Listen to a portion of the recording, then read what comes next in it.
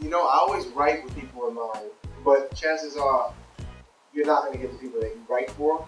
So then you take meetings, and even you do meetings and readings. Some people read, other people, like Ced, came in. Oh, look, Ced, you're a friend. Fuck out of here, bro. I know what you do. I know what you do. And he's just like, no, well, the doing is, you know, when he started doing just a little bit of it, like, you know, I'm Father Doug, and I started, and I was like, yo, he can do it. And Swardson came to a meeting, we sat down and we talked, and he was just him. And I said, oh, and I was like, God, he can do it. And then Essence came in and she read, and I was like, Essence, I worked with you twice, I know what you do. And she came in, she read, she's like, let me show you. My only concern with her was she just had a baby. I was just like, you know, that baby's gonna need some breast milk. And I don't think daddy's gonna have any. And, that and the fact that she had stitches. You know, she just had a baby like 3 weeks ago. The stitches were still in. And we was gonna put her in harnesses and drag her up the house, and she was just like, I don't care, I wanna do it. And she did it, so she was game. That was a big part of it. Like, to me, this isn't my omega. It's just a new alpha. There's always a new beginning. And every success you have, you go up with him. It takes a long time to get there. You go up, and you come down. Now you're looking at a greater hill to climb next time. So for me, I think this is just another, I don't know, it's like just going toward another ring. And you never sit there and look at your rings until after you finish playing, you know. So it's just another feather in the cap. And I hope it's something great. For me, y'all hearing laughs is why I do it. I don't do it for shit else except for I'm addicted to laughter. Like, for real. Like, it's the greatest drug in the world, adrenaline. And when I hear you laugh based on something that I thought, and we can all share that together, that to me is like one of the greatest gifts you can give anybody, is a smile.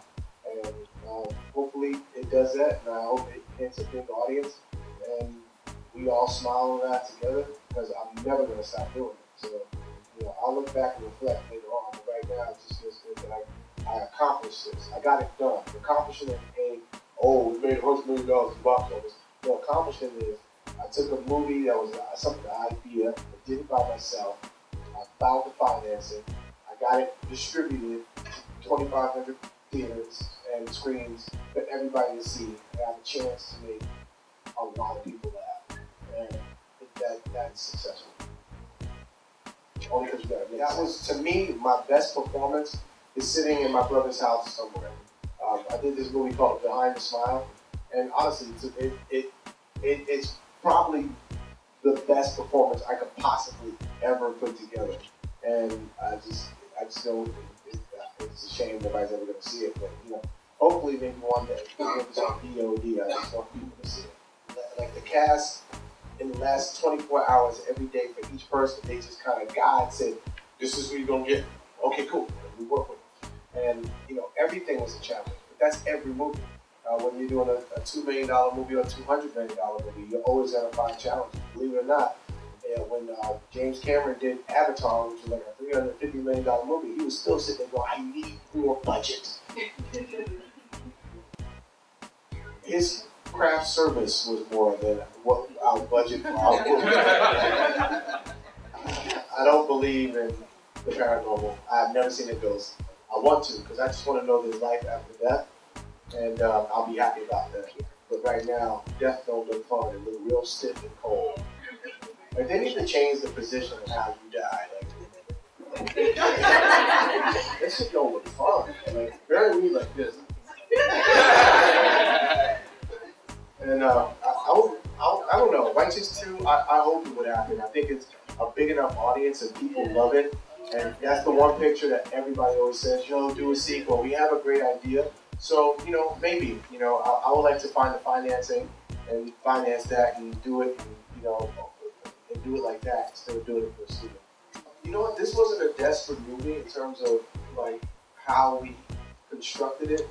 So I didn't have to keep trying to top myself with the ending. The ending that we wrote was kind of like the ending that saved. And then when things naturally came about, we naturally put them in. Like there was going to be an exorcism, and then this movie Devil Inside came out, and so we went to watch that, and we already had the finance and everything. We was like, oh, you know what?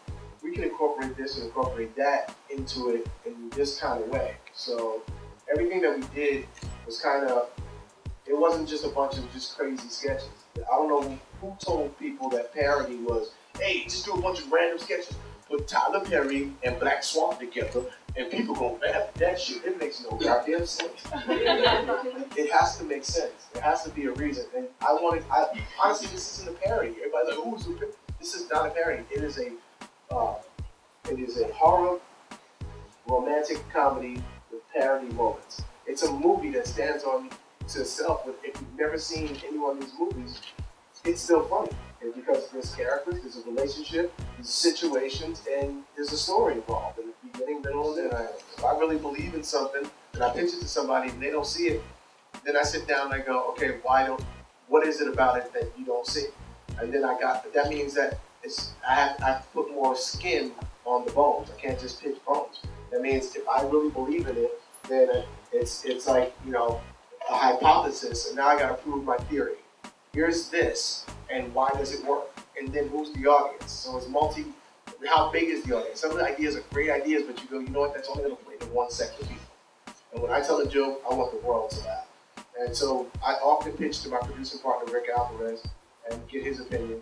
And he's dope, because he's like a white dude with a Spanish name, and he hates everything. So when I get him excited about ideas, like, and Sean, because Sean's a tough one. Sean actually is an idea machine. Like he's brilliant at just going, Mom, you should be on. So you got the high ass, right? Mom, you should get 2 white chicks. What are you smoking? And, he's brilliant.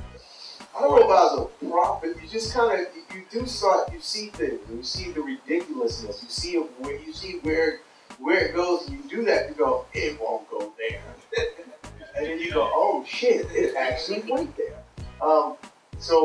I think we were very in tune in terms of the hip-hop generation, and we knew where it was kind of going. I think Chris Rock was another one. We did CB4.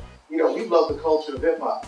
That born and raised, my heart beats to hip-hop. And so wherever it goes, I think, I'm not going to be that dude that's going, man, hip-hop is this. No, it's not. It changes. And it evolves. And I look at my kids and I just go, okay, so you like roll over in your hair. Okay, cool. So let me listen to that a little bit. And it's funny because if you listen to it enough, it starts to let you get to know the beat and the heartbeat of the generation. So I don't want to be that guy that just sticks to what I know, because I think you have to embrace the evolution in order for the old school cats to make it something different. You know what I mean? It's like you have to be a student of all. And I wish the kids of today would be more students of the history of music in general. Like, don't just do beats. Learn how to play the drum, learn how to play an instrument, and then do a beat. Then that beat will be insane. Like, to me, I think Kanye is a genius because I think he knows how to do beats and he knows music. Movies is about the business. It's called a movie business. Passion projects are passion projects. But when they forecast, I think sometimes they forecast wrong. I think Richard Pryor is a god in comedy. I think he's a pop cultural icon. I think he's loved. I think people are very interested in his story. And the human story that was Richard, he's to see a drama about the greatest comedian ever, which is kind of a tragedy, but yet a love story, is a beautiful, beautiful journey. And studios can be scared because now they're owned by corporations and they don't see it. So yeah, eventually, look, if I get enough success under my belt, if I have to, make some money, then that's something you look at and go, you know what, I want to get it funded. And because you've had insane success, they go, okay, for this budget, you can do it. And you make it a leap of faith and you make it happen. That's Bunny and Daffy Duck are the greatest buddy comedy team ever.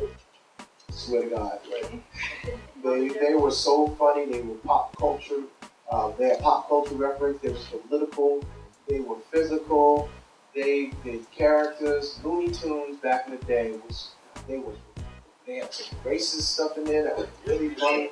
Like it was blow your mind funny Looney Tunes. So that's what I grew up on. And you know, and then I'm a student of the game. I love Pryor is my favorite ever. Cosby, as I've gotten older, I have so much more respect for it, especially as you start doing stand-up and you really start seeing what Bill Cosby is. You know, Bill Cosby is a brilliant, brilliant storyteller, really funny, really animated. Because Bill Cosby would sit there with the thing on his, down here, talk to 25,000 people. Right here. And he's like your daddy telling you a story by the campfire. And then he just starts animating, and he goes into the physical of his mouth. And you just go, wow, this man is brilliant. So, you know, I'm just a student of second generation Wayans. It's a different complexion than you for a Wayans comedy that you guys have ever seen. With me, Sean, with the generations, it changes. These guys have a really strong stories. And I think me and Sean, when we first did Wayans Brothers, we had no stories. We was two cartoons. We was crazy. All we was just two really funny dudes that was just desperate to make people laugh, and we had no story. And the only reason why we lasted 2 seasons was because we was just damn funny. And people would go, man, they stories suck, but man, they funny. And as we grew and started embracing stories, the show got better. By the 4th or 5th season, we found our stride. These guys starting out with good stories, and I think that puts them way ahead of us. And so when it comes to the comedy, I think as they progress, it's going to be great. But the great thing is, because what you have to get first, they got the hardest part down, story. And now it's all about, now we got the grounded stories, let's go take it to crazy places. And it's a good show. It's kind of like, it's something different because it's good. It's weird. I was watching it, I was going, it's good. Like, it's good. Like, you know, they're good looking dudes, you know, they got swag on them. There's a love story in there, you know, but it's funny, you laugh, and then you like them.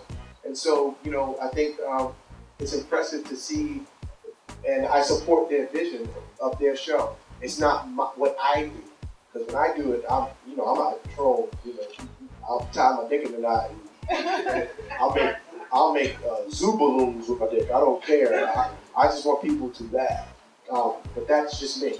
I'm impressed by those guys, and I support their vision of their show. And so I had to learn as a producer was to help them tell the stories that they want to tell, how they wanted to tell it, and not enforce my vision. And so, but in doing that and trusting them, I'm very proud of them. I'm very proud of their show. I'm proud to say I'm a producer. And I'm proud for you guys to see it January 15th. Shameless plug, shameless plug, shameless plug. Follow me on Twitter.